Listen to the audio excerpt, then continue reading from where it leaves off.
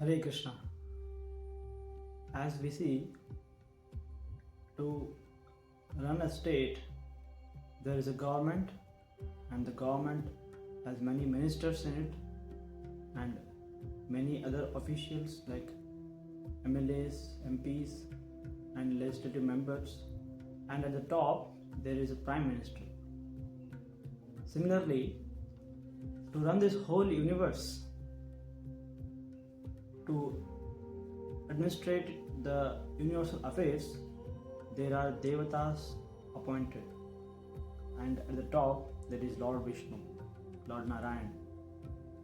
Like we see, the ministers of the nation, they are also like us, human beings, but they have got a special place in the nation. They have got some powers, and they have got the higher responsibilities in the administration of the whole nation. Like we see, there are ministers for different departments. There is education minister, there is a health minister, there is a finance minister, there is a minister for external affairs. So like this, there are ministers for various departments.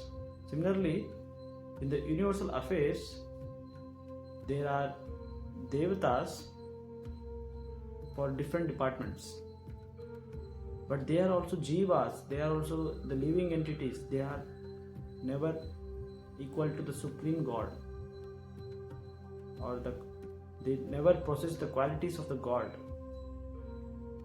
They are also the Jivas with some special qualities and special powers and higher responsibility, who are responsible for the different affairs of this universe. Like Varuna, he is the devata of the water bodies, for the samudra, for the ocean, for the rivers, like this. So that's why when Lord Ram went to Rameshwar, so he saw the ocean there, and he wanted to cross the ocean to reach Lanka. Then he folded his palms and requested Varun Dev to appear, but Varun Dev did not appear. Then he got angry. When he showed his angry face, and because he is not obeying his orders or his request, so he immediately became angry to show that how the servant should be. Then Varun Dev immediately appeared and folded palms to Lord Ram. So like this, there are various devatas responsible for different resources. Like Indra is responsible for the rains. Surya is responsible for the light and energy and for the good health of the living beings. So Chandra is responsible to give light in the night, and also he is responsible to give the sweetness in all the fruits. Saraswati is responsible for giving education, awarding education and vidya, knowledge. Ganesh is responsible for the Vigna Vinashaka. He is like removing the obstacles in the lives of the human beings.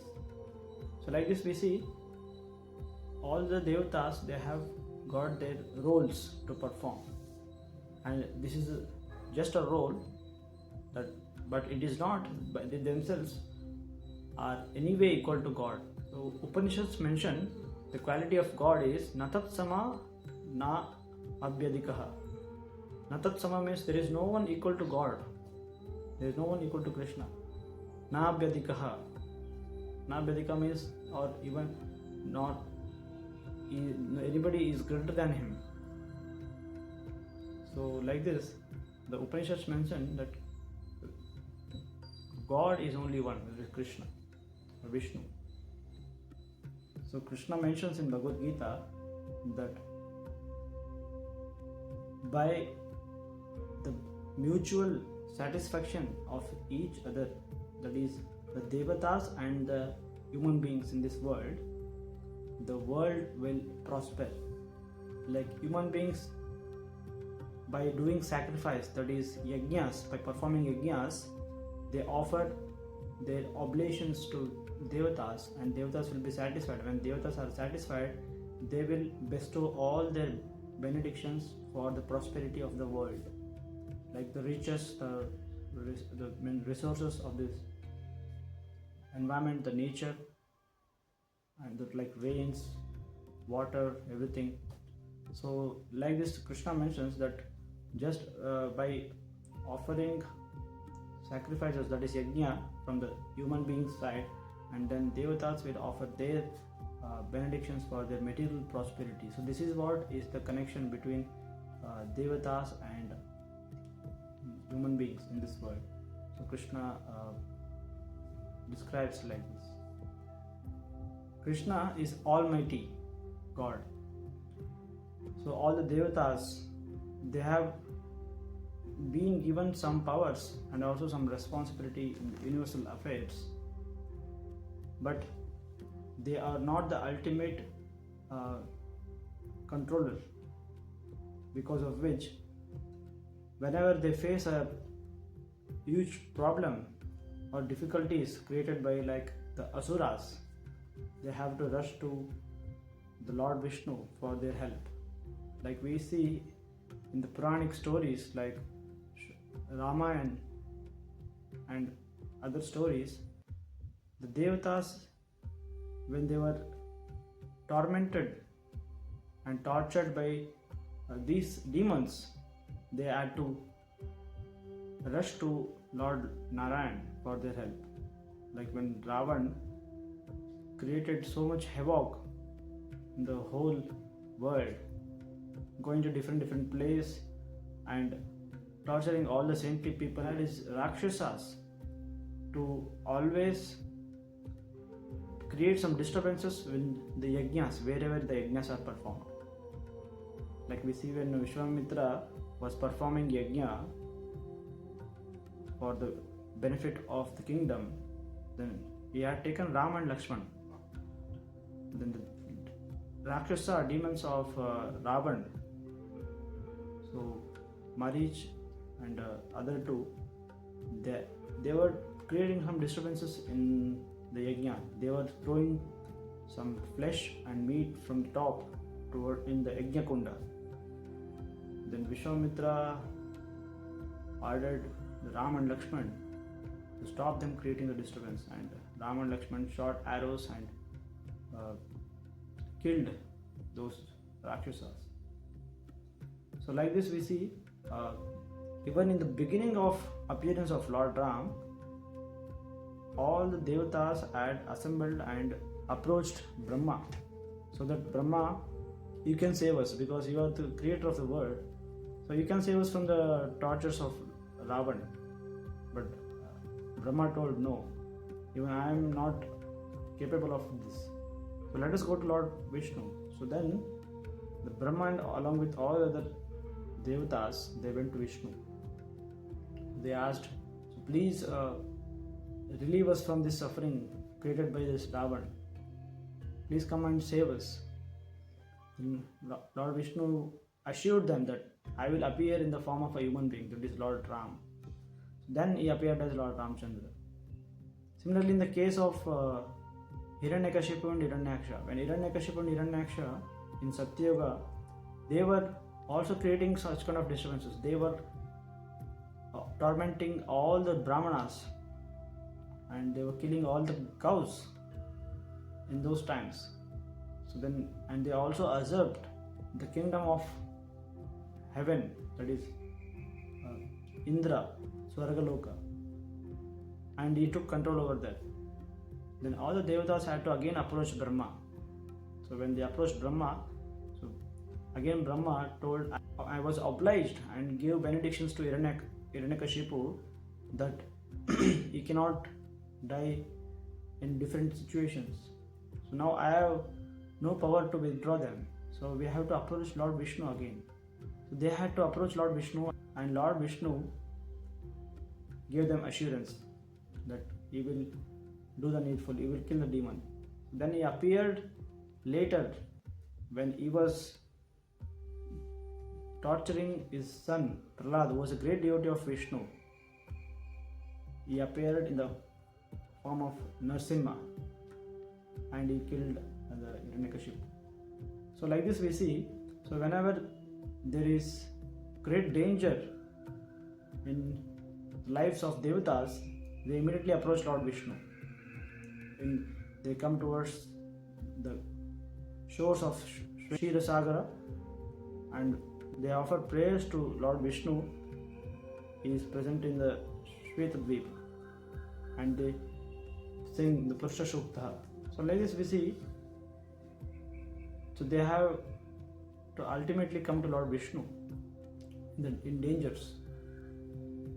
The saintly persons, they give example of a father and a shopkeeper. Like Krishna is like our father, eternal father. He has mentioned this so many times in Bhagavad Gita. Pitahamasya Jagata. I am the father of this whole creation. But all the devatas, their relationship with all the people of this world is like a shopkeeper, like a business. Like a father knows what is good for his child. So he has love for the child, and the child, when the child asks the father for any material things, the father knows whether this material thing will be beneficial to him or it will harm him. So then he only does the needful. He only satisfies the need of the child. But if that is going to harm the child, he will not give that. Like for example, if the child is adamant of wanting some things to eat like chocolate, but he already has lost his teeth, several teeth because of eating too many chocolates, then the father will avoid giving him chocolates. So he will tell, no, the chocolates will spoil your teeth more, so you will lose your teeth. Then child will be adamant, no, I want chocolate, I want to eat chocolate. Then the child will go to the shopkeeper without the notice of his father, and he asks shopkeeper, and he pays some money, and he asks shopkeeper that please give me chocolate. Then the shopkeeper just gives it. So he doesn't think that this chocolate will be going to harmful or it is going to good for his health. So he doesn't know that okay, he has already lost too many teeth because of eating chocolates. But he just gives because it is his business and he is getting some money out of the product, and he gives it, and the boy enjoys the chocolate. So similarly, the many saintly acharyas comment that Krishna is like our father, and the child is all the Jivas, all the living entities, human beings, and shopkeeper is like the devatas. So living entities, the human beings, go to devatas to satisfy their material benefit. But Krishna only gives what is really beneficial for us. The human beings, they don't know what is the real benefit for themselves. But they have their own conceptions of what is really beneficial for them, and they go and ask the devatas. What Krishna mentions in Bhagavad Gita, that people go to demigods to fulfill their material desires out of their less intelligence. He mentions that Kamastaste ritaghyana prapadyante devata tam niyamamastaya prakrutya niyata svaya. So Krishna is mentioning here that Kama is taste ritaghyana. Kama is means desires. Because of many material desires, Kama is taste ritaghyana. Ritaghyana means they have lost their intelligence. Because true intelligence is to know our real benefit. Our real benefit is getting out of this whole bondage of this material world. Because this material world is a place of suffering. That's what Krishna mentions. And whatever temporary things which we get in this material world is not going to give the eternal satisfaction for the heart. So kama is tasya rita jnanaha prapadyante anya devata. Anya devata is for all these other demigods. Prapadyante, they surrender. All the people, they surrender to the all various demigods because of their material desires. Tam tam niyama mastaya prakrutya niyata swaya. So accordingly they worship the devatas with their own imaginations and follow the rules and regulations to worship those devatas according to their own natures. So that's what Krishna mentions here.